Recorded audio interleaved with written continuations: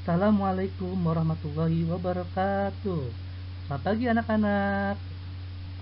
Apa kabar hari ini? Semoga kalian tetap semangat belajar ya, dan diberikan kesehatan oleh Allah Subhanahu wa taala. Nah, hari ini kita jumpa lagi dengan Pak Roy. Pak Roy akan membahas materi selanjutnya, yaitu tema 7, sub tema 3, dan pembelajaran 3 dan 4. Sebelumnya, kalian buka dulu ya buku temanya halaman 132. Nah, bermain di kebun sekolah itu termasuk kebersamaan. Siti dan teman-temannya sedang berada di kebun sekolah. Mereka ada yang sedang duduk-duduk dan ada yang sedang bercerita. Nah, Dayu sangat menyukai buku cerita binatang, sehingga Dayu pun bercerita.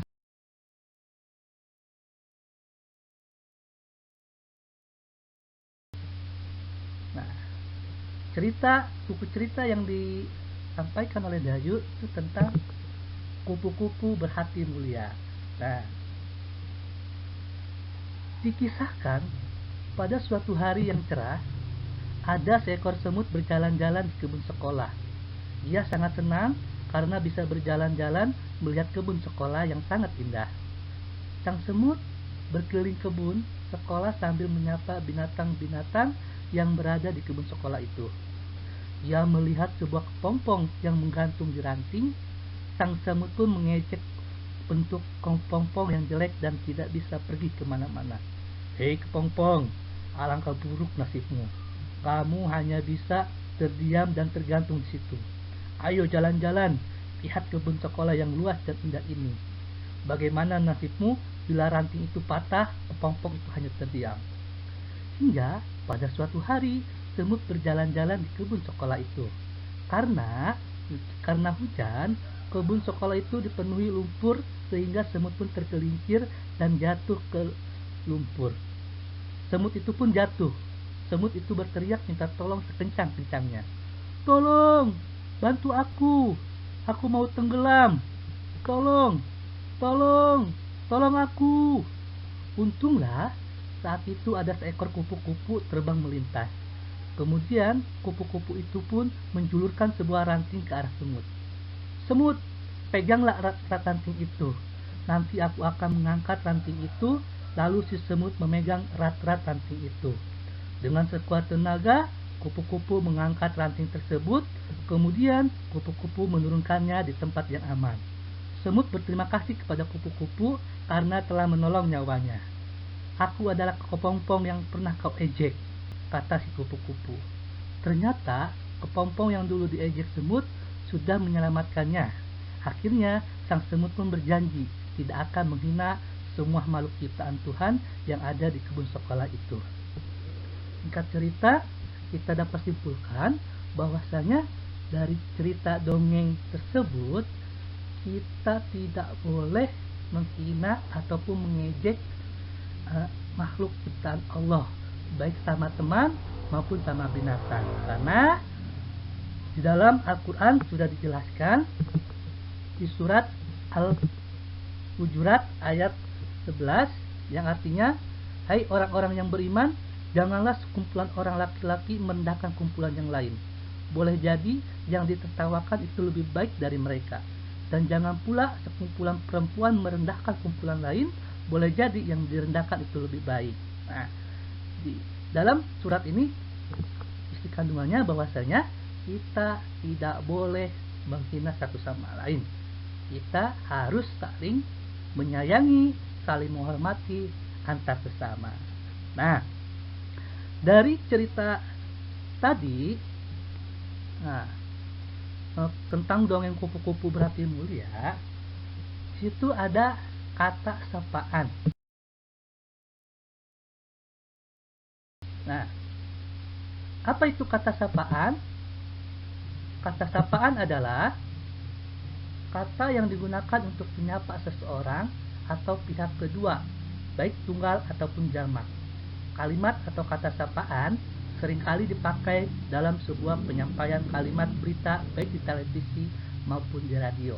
Contohnya seperti ini. Selamat pagi pemirsa. Nah, Di dalam dongeng yang kalian baca tentang kupu-kupu berhati mulia, itu di situ ada kalimat sapaan. Hai kepompong. Hai merupakan contoh dari kata sapaan. Jenis kata sapaan ada beberapa jenis. Yang pertama, kata sapaan yang menunjukkan hubungan kerabat, seperti kakek, nenek, bapak, atau ayah, ibu, paman, bibi, abang, kakak, adik, ananda, mas, mbak. Kata sapaan yang berbentuk kata ganti, contohnya kamu, engkau, saudara, anda, tuan, nyonya, nona, dan sebagainya. Kata sapaan yang menunjukkan rasa hormat, seperti paduka, yang mulia, yang terhormat. Kata sapaan yang diikuti nama seperti saudara Hasan, Bapak Susanto, Ibu Amir.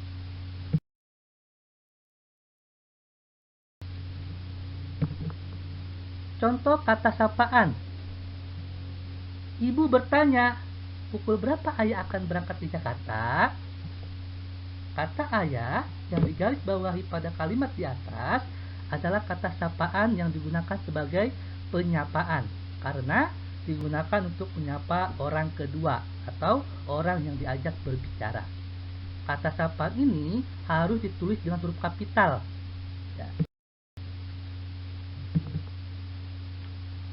Nah, setelah kita mempelajari kata sapaan, yaitu tadi kita menceritakan tentang dongeng yang dilakukan oleh teman-teman Siti dan Dayu, yaitu di mana? Di bermain di kebun sekolah. Nah, bermain di kebun sekolah itu merupakan bentuk dari kebersamaan.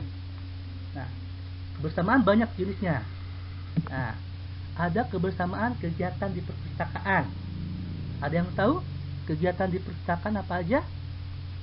Ya, yang pertama itu biasanya kegiatan di perpustakaan itu membaca buku, berdiskusi antar teman, bercerita nyaring.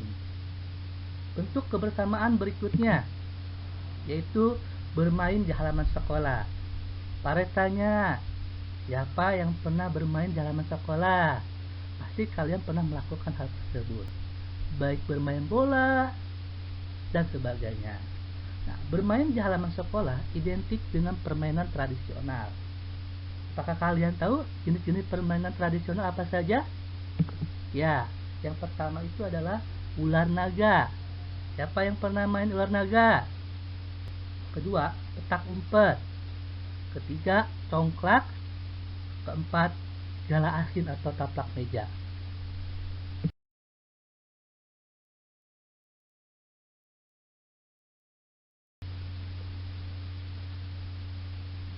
Sampai di sini untuk pembelajaran hari ini. Semoga bermanfaat.